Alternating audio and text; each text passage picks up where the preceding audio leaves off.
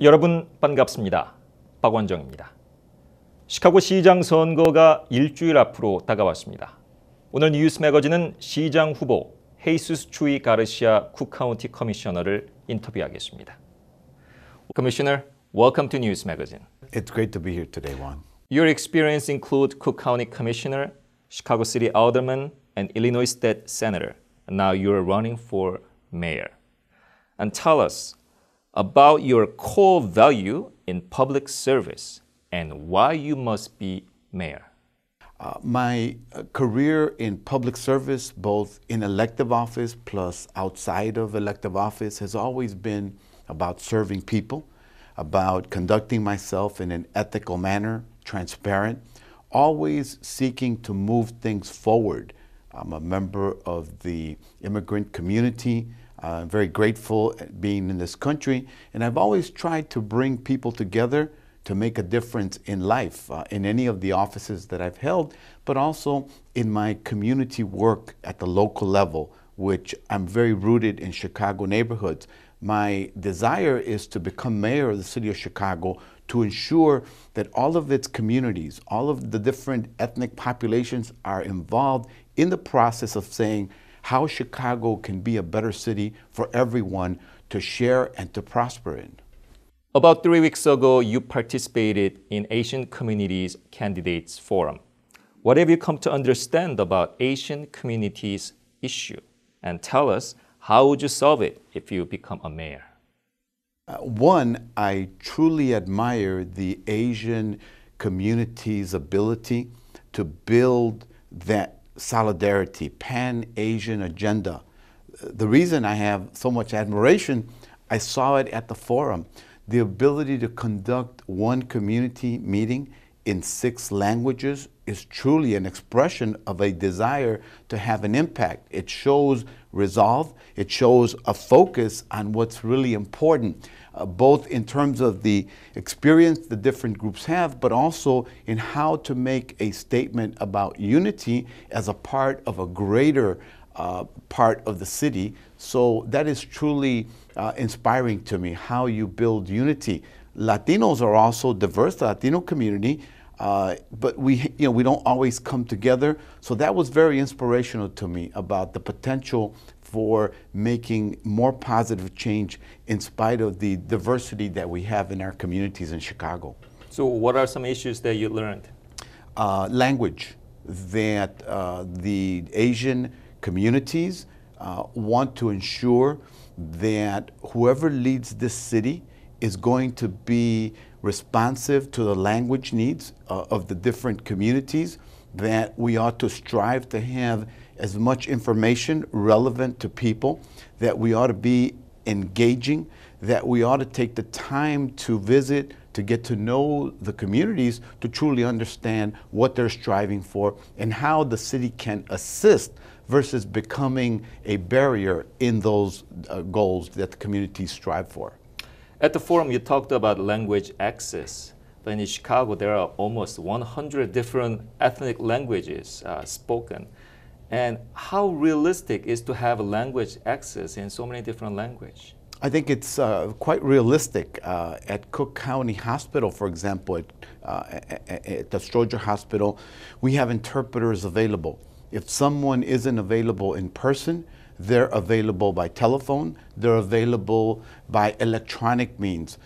If you have the will to be responsive to people, you will make sure that there is a system for effective communication. And effective communication is important when it's a life or death situation in an emergency room or during an accident, but it's also important in a school setting that a school leader, like a principal and other staff, be responsive to the children and the parents of those children in the schools.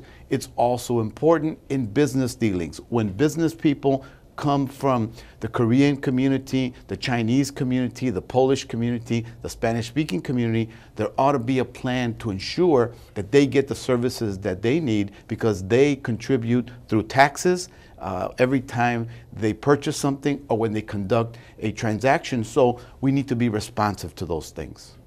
What should be done about Chicago City's racial segregation, especially South and West Side?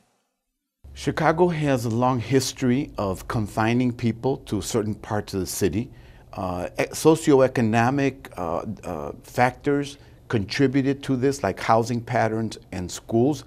If we can provide good schools for all communities, if we can raise the living standard, the wages, the living wages that people make, I think there will be less pressures to continue being segregated like we are in Chicago. I think that if we engage in good housing, innovative housing developments, we can also create communities that are more diverse. I think people are curious to live in other places as long as they know that people they're living with share similar values, even if they're diverse, if they speak different languages, if they look different from them, as long as people are striving to make a living honestly, have good schools for their kids, wanting their children to learn about other people so that they can function well as leaders in the real world, that people will want to live in communities like that. We just have to model the way. Not easy, but I think it's part of Chicago's future to break away from the experience of the 20th century where everyone was sort of confined to only their own. So if you become a mayor, how would you bring inclusiveness in city government? What I have learned working with community groups in many neighborhoods in the city of Chicago, because I'm a neighborhoods guy, I have an urban planning degree, and I understand that for Chicago to tap its full potential to become the great city of the 21st century, that it needs to involve people. It needs to sit people at tables where conversations are being held, making plans for the city of Chicago. There's tremendous talent throughout Chicago in many of the ethnic communities. Bringing them out, making them feel welcome, and taking their ideas and conversing them will make us a great city. The immigrant community has great potential for ensuring the success of business development in the future, for engaging in commercial trade with other countries, other parts of the country also. So we need to tap those assets, because the immigrant communities that have come to Chicago from Asia, from South America, from Mexico, from the Caribbean, from Europe, can help Chicago succeed in creating economic development, creating jobs and business opportunities, and thus lifting everyone to a higher living standard, and make Chicago a city that people from all over the world will want to visit. Those are untapped assets that can really help us and make our city thrive. Public schools in Chicago has been very controversial because it's closing. About 50 schools closed. What's your position about that? I think it was a huge mistake to have closed those communities. Many of those schools were located in communities that are really depressed economically. The schools were the only life in some of those neighborhoods. When you shutter them like that, it snuffs the life out of them. It had a bad impact on those communities. The people in those neighborhoods feel abandoned, and it sowed the seeds of despair. We need to look at how we can open up some of those buildings to repurpose them, perhaps for community centers, where they will become a place that ensures the development and opportunities for children after school hours, for parents to engage in a host of activities to become centers of community as opposed to symbols of despair. What do you think is the biggest problem of Rahm Emanuel administration? I think Rahm Emanuel has spent too much time meeting with and working for the interests of the privileged, of the very wealthy people in Chicago, the rich and powerful. He's had little time to meet with ordinary people, with working people, with people that put in long hours. I think he's been disconnected from the neighborhoods. Most of his attention has been in the downtown area, the central business district, which is doing fine. It's now time to focus on the neighborhoods. Given my history of working in Chicago neighborhoods in coalition with a host of different ethnic and racial groups in Chicago, they want attention from City Hall. They want to participate in deciding the city's future. They want a greater voice. I think it needs to happen. In order for Chicago to become a truly healthy city, a sustainable city, we've got to grow our population in the neighborhoods that have lost population over the years. Key to doing that will be bringing business development, job creation, so that people can begin to believe again that the city is coming back. Chicago can accommodate 1 million more people, inhabitants. That's only going to happen when we make it safer, when we create good schools. Then you'll see more business development. That will grow our population, and we'll see more housing development. So Chicago's crime rate is quite high. Yes. And how would you bring it down?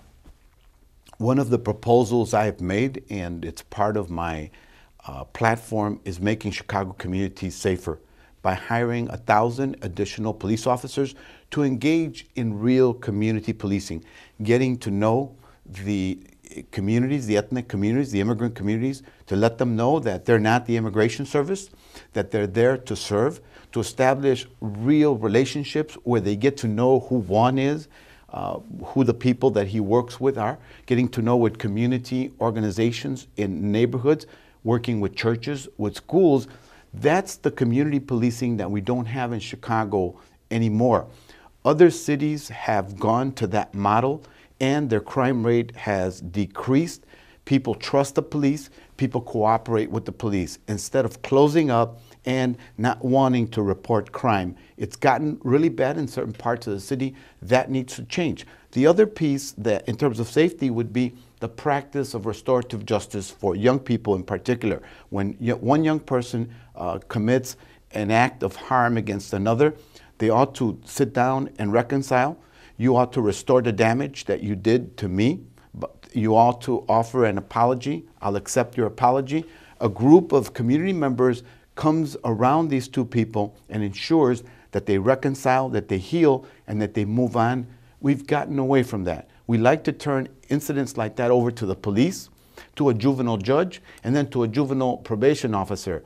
That's not what restoring the harm is. Restoring the harm is admitting I did something wrong, apologizing. If it costs you $100, I pay you $100. You accept my apology, and then we move on. But we discuss what was wrong with that. That's the healing power of restorative justice. We need more of that. We also need more jobs for young people. On that part, we're working to figure out how we can create that, challenging downtown business people, sometimes in the communities, business people, to provide opportunities for young people can also be a part of the solution. The reason this is urgent is in Chicago, over the past 4 years, we had 10,000 shootings. 1,800 people died, the homicides. We're one of the most violent cities in the country. That's why I've come forth saying we've got to do something pretty extraordinary. There are so many issues in Chicago's finance problem. And address one specific issue and tell us realistic key to solve it. One of our big issues, financial issues, is the pension obligation that we have to, I believe, honor. We're waiting for the Supreme Court, the Illinois State Supreme Court, to rule and interpret that. We believe it will say you have to honor it. Once we know that, the state legislature will act. Hopefully they'll provide some relief. There's no guarantee. I believe we can take, let's say, $200 million from the tax increment financing fund, sit with the unions, acknowledge that we owe this, make a payment of $200 million. We still will owe them $400 million, but structure the rest of the payments over several years so it becomes manageable. We can't pay the full amount that is supposed to be paid that's due next year, but if they agree, we can structure something that wouldn't have such a hard impact on our budget and cause a huge budget deficit in Chicago. That's one way to deal with the biggest debt. We'll have other challenges in terms of the deficit that we'll inherit when I'm elected mayor, but we'll have to deal with those once we know the true numbers. Commissioner, thank you for spending time with News Magazine. Thank you so much, Juan. My pleasure. 네, 시카고 시장 선거에 출사표를 던진 헤이수스 추이 가르시아 후보를 인터뷰했습니다. 다음 시간에는 윌리 윌슨 후보를 만나보겠습니다. 뉴스 매거진 잠시 전하는 말씀 후에 돌아오겠습니다.